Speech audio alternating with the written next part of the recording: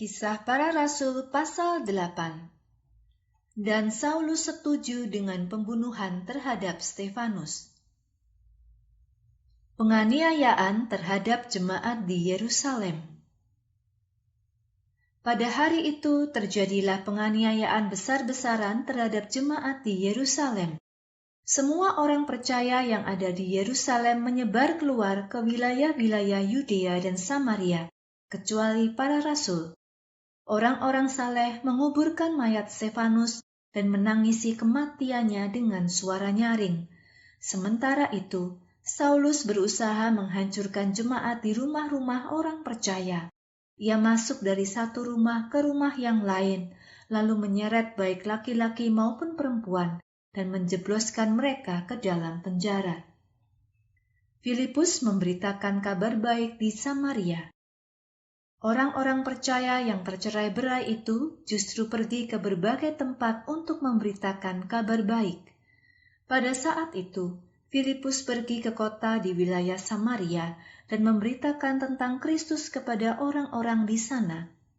Setelah mendengar Filipus dan melihat mujizat-mujizat yang dilakukannya, orang-orang di sana memperhatikan dengan sungguh-sungguh apa yang ia sampaikan. Di antara mereka, ada orang-orang yang kerasukan roh jahat. Filipus mengusir roh-roh itu keluar dari mereka, dan roh-roh itu keluar sambil berteriak dengan suara yang sangat keras. Filipus juga menyembuhkan orang-orang yang lemah dan lumpuh. Ada sukacita besar terjadi di kota itu. Di situ juga ada seorang laki-laki bernama Simon. Ia dikenal di kota itu sebagai seorang yang memiliki ilmu sihir. Orang-orang Samaria sangat kagum terhadap Simon, karena itu ia menganggap diri orang penting. Orang-orang Samaria sangat kagum terhadap Simon, karena itu ia menganggap diri orang penting. Semua orang, baik orang kecil maupun orang besar, selalu memberi perhatian kepada apa yang Simon katakan.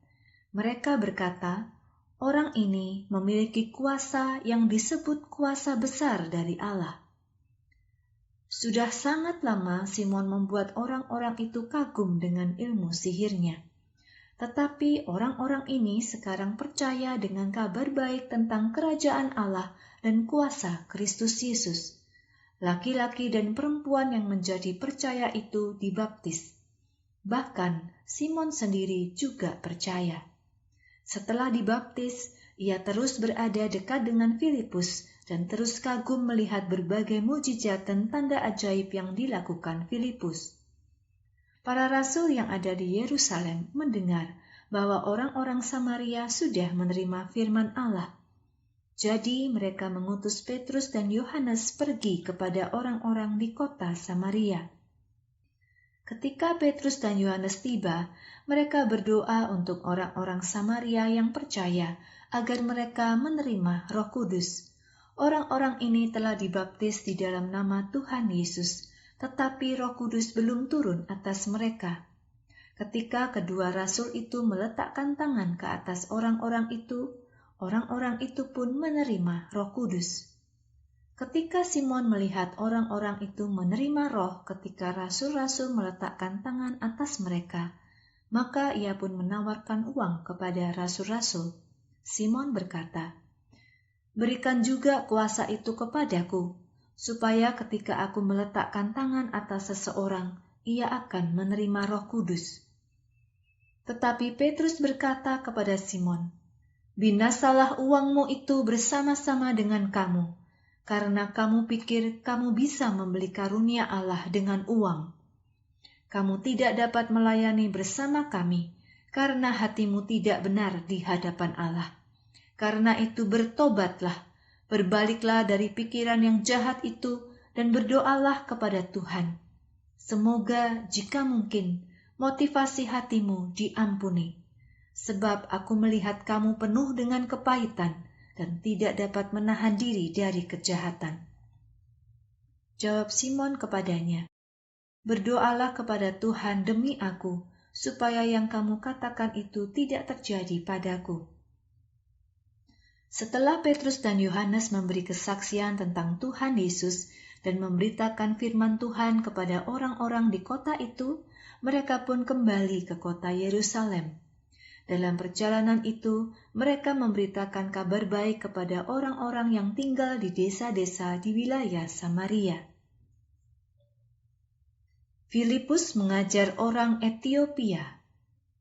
Kemudian seorang malaikat Tuhan berbicara kepada Filipus, katanya, "Bersiap-siaplah dan pergilah ke selatan, ke jalan yang turun dari kota Yerusalem menuju kota Gaza, yaitu jalan yang melintasi gurun." Maka Filipus pun bersiap-siap dan pergi. Dalam perjalanan, ia melihat seorang sida-sida dari negeri Etiopia. Seorang sida-sida memegang jabatan penting karena bertanggung jawab mengelola keuangan Sri Kandake, Ratu Etiopia. Pejabat ini pergi ke kota Yerusalem untuk beribadah. Pada waktu itu ia sedang dalam perjalanan pulang dan duduk di keretanya sambil membaca kitab Nabi Yesaya. Maka Roh berkata kepada Filipus, "Pergi dan dekatilah kereta itu." Maka Filipus pergi menuju ke kereta itu dan mendengar pejabat itu sedang membaca kitab Nabi Yesaya. Kata Filipus kepada pejabat itu, "Apakah Tuan mengerti apa yang sedang Tuan baca?" Jawab pejabat itu kepadanya, "Bagaimana aku bisa mengerti kalau tidak ada yang menjelaskannya kepadaku?" Maka ia pun menyuruh Filipus untuk naik ke dalam kereta dan duduk bersamanya. Bagian dari kitab suci yang sedang ia baca adalah sebagai berikut. Seperti domba yang dituntun ke tempat penyembelihan, dan seperti anak domba yang tidak bersuara di depan orang-orang yang menggunting bulunya, ia tidak membuka mulutnya untuk berbicara. Ia dipermalukan dan semua haknya diambil. Siapakah yang akan mengingat keturunannya? Hidupnya di bumi telah berakhir.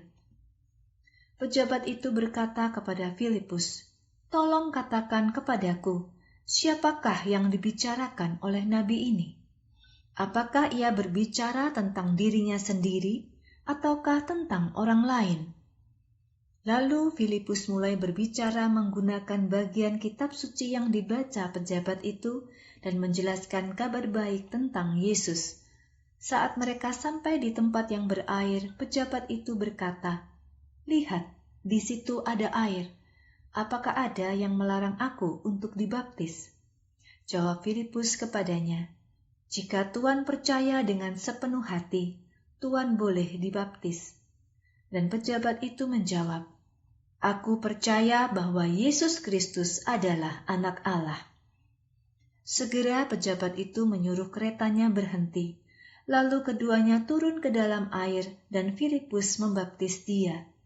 Ketika mereka keluar dari air, Roh Tuhan membawa Filipus pergi dari tempat itu sehingga pejabat itu tidak melihatnya lagi. Tetapi pejabat itu melanjutkan perjalanannya dengan bersukacita. Kemudian Filipus muncul di sebuah kota yang bernama Asdod. Sambil berjalan menuju ke kota Kaisarea, ia memberitakan Injil kepada orang-orang di semua kota yang dilewatinya.